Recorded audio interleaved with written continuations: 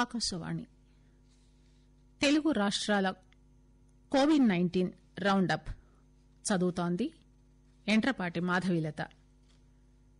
తెలంగాణ రాష్టంలో గడిచిన 24 గంటల్లో 1717 మందికి కరోనా సోకడంతో రాష్టంలో ఇంతవరకు వైరస్ సోకిన వారి సంఖ్య 2,12,063కు చేరింది.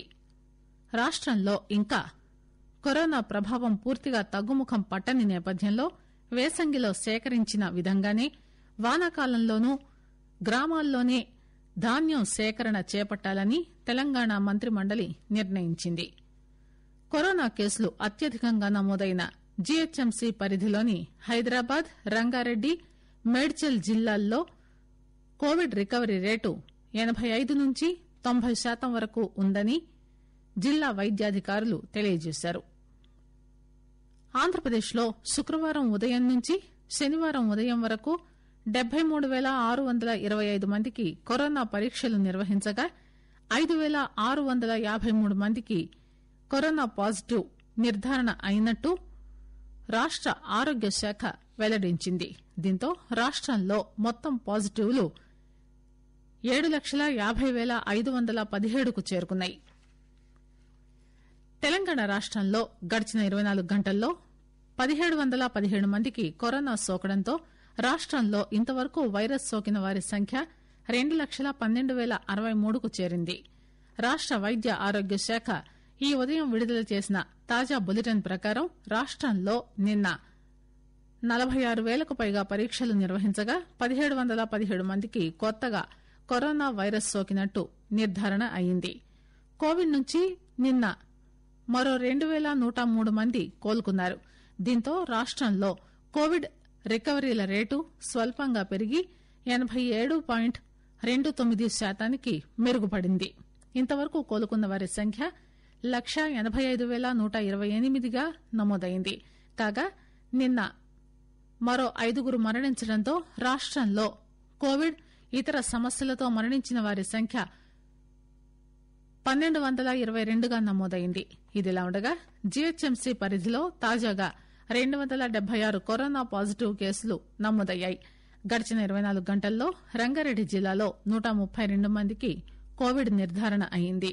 మేడ్చల్, మల్కాజ్గిరిలో 131 మందికి, కరీంనగర్ 104, నల్గొండ 101 కొత్త కోవిడ్ కేసులు నమోదయ్యాయి.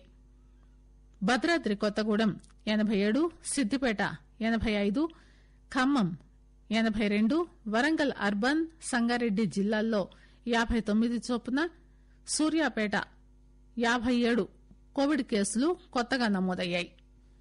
రాష్టంలో ఇంకా కరోనా ప్రభావం పూర్తిగా తగ్గుముఖం పట్టని నేపథ్యంలో వేసంగిలో సేకరించిన విధంగానే వానాకాలంలోనూ గ్రామాల్లోనే ధాన్యం సేకరణ చేపట్టాలని తెలంగాణ మంత్రిమండలి నిర్ణయించింది. నిన్న ముఖ్యమంత్రి కె చంద్రశేఖరరావు అధ్యక్షతన జరిగిన సమావేశంలో ఈ మేరకు నిర్ణయం తీసుకున్నారు. రాష్టంలో కరోనా ప్రభావం తగ్గుముఖం పట్టినా ఇంకా పూర్తిగా తొలగిపోనందున రైతులకు ఇబ్బందులు కలగకుండా గ్రామాల్లోనే కొనుగోలు కేంద్రాలు ఏర్పాటు చేయాలని మంత్రిమండలి నిర్ణయించింది. ఇందుకోసం రాష్ట వ్యాప్తంగా 5,690 కొనుగోలు కేంద్రాలను ఏర్పాటు చేయాలని నిర్ణయించింది. ఇందుకు సంబంధించిన పర్యవేక్షణ బాధ్యతలను జిల్లా కలెక్టర్లకు అప్పగించింది. రైస్ మిల్లర్ల సామర్థ్యాన్ని బట్టి ఆయా జిల్లాల కలెక్టర్లు మిల్లర్లకు కొన్ని కొనుగోలు కేంద్రాలు కేటాయిస్తారు. కొనుగోలు కేంద్రాలను ఎన్ని రోజులైనా నిర్వహించాలని, చివరి గింజ వరకు కొనుగోలు చేయాలని నిర్ణయించింది. రైతాంగం గాబరా పడాల్సిన అవసరం లేదని, ధాన్యాన్ని గ్రామాల్లో ఏర్పాటు చేసే కొనుగోలు కేంద్రాల్లో విక్రయించుకోవాలని మంత్రిమండలి సూచించింది. వరి ధాన్యాన్ని పూర్తి మద్దతు ధరకే కొనాలని నిర్ణయించారు. అంతకుముందు రాష్ట వ్యవసాయ శాఖ మంత్రి సింగిరెడ్డి నిరంజన్ రెడ్డి ఇతర ఉన్నతాధికారులతో సమావేశమైన ముఖ్యమంత్రి పంట కొనుగోళ్లకు సంబంధించిన అంశాలపై చర్చించారు. కరోనా కేసులు అత్యధికంగా నమోదైన జీహెచ్ఎంసీ పరిధిలోని హైదరాబాద్, రంగారెడ్డి, మేడ్చల్ జిల్లాల్లో కోవిడ్ రికవరీ రేటు 85 నుంచి 90% వరకు ఉందని జిల్లా వైద్యాధికారులు తెలియజేశారు. ఈ జిల్లాల్లో కరోనాను కోవిడ్ నుంచి రోగులు అనూహ్యంగా కోలుకుంటున్నారు. గత మార్చి చివరి వారంలో నుంచి దేశంతో పాటుగా రాష్టంలో కరోనా కారణంగా నగర ప్రజలు చాలా వరకు ఇళ్లకే పరిమితమయ్యారు. అలాగే కొందరు స్వగ్రామాలకు సొంత ఊర్లకు వెళ్లారు. అయితే ఇప్పుడు కరోనా వైరస్ తగ్గుముఖం పడుతూ ఉండడంతో పాటు వైరస్ కు గురైన రోగులు కూడా వేగంగానే కోలుకుంటూ ఉండడంతో పల్లెలకు వెళ్లిన వారు తిరిగి నగరానికి చేరుకుంటున్నారు. మరోవంక విద్యా సంస్థలు మినహా ఇతర వ్యాపార వాణిజ్య సంస్థలు తమ కార్యకలాపాలను కొనసాగిస్తూ ఉండడంతో నగరంలో మళ్లీ సాధారణ పరిస్థితులు వేగంగా నెలకొంటున్నాయి. నగరంలో వందల సంఖ్యలో కేసులు నమోదవుతున్నా అదే స్థాయిలో రికవరీ రేటు పెరుగుతోంది. దీంతో ప్రతి ఒక్కరిలో మానసిక స్థైర్యం పెరగడంతో పరిస్థితి వేగంగా మారుతోందని అధికారులు భావిస్తున్నారు. అయితే ఇదే సమయంలో ప్రధానమంత్రి నరేంద్ర మోదీ ఇచ్చిన పిలుపు మేరకు ప్రతి ఒక్కరూ తప్పకుండా మాస్క్ ధరించడం, భౌతిక దూరం పాటించడం, చేతులు ముఖం శుభ్రంగా ఉంచుకోవడం మాత్రం మర్చిపోరాదని ఇటు అధికారులు వైద్యులు కూడా సూచిస్తున్నారు. ఆంధ్రప్రదేశ్లో శుక్రవారం కొత్తగా 5,653 కరోనా పాజిటివ్ కేసులు నమోదయ్యాయి. శుక్రవారం ఉదయం నుంచి శనివారం ఉదయం వరకు రాష్టంలో 73,625 మందికి పరీక్షలు నిర్వహించగా 5,653 మందికి కరోనా పాజిటివ్ గా నిర్ధారణ అయిందని రాష్ట ఆరోగ్య శాఖ వెల్లడించింది. దీంతో రాష్టంలో మొత్తం పాజిటివ్లు 7,50,517కు చేరుకున్నాయి. తాజాగా 6,659 మంది కరోనా నుంచి కోలుకున్నారు. ఇప్పటి వరకు 6,97,699 మంది డిశ్చార్జ్ అయ్యారు. శుక్రవారం ఉదయం నుంచి శనివారం ఉదయం వరకు 35 మంది కోవిడ్ తో మృత్యువాత పడ్డారు. ప్రకాశం జిల్లాలో 6, చిత్తూరులో 5, తూర్పుగోదావరి, కృష్ణా జిల్లాల్లో 4 చొప్పున, నెల్లూరు, విశాఖపట్నం జిల్లాల్లో 3 చొప్పున, అనంత, గుంటూరు, కర్నూలు, పశ్చిమ గోదావరి జిల్లాల్లో 2 చొప్పున, కడప, శ్రీకాకుళం జిల్లాల్లో ఒక్కొక్కరు చొప్పున మరణించారు.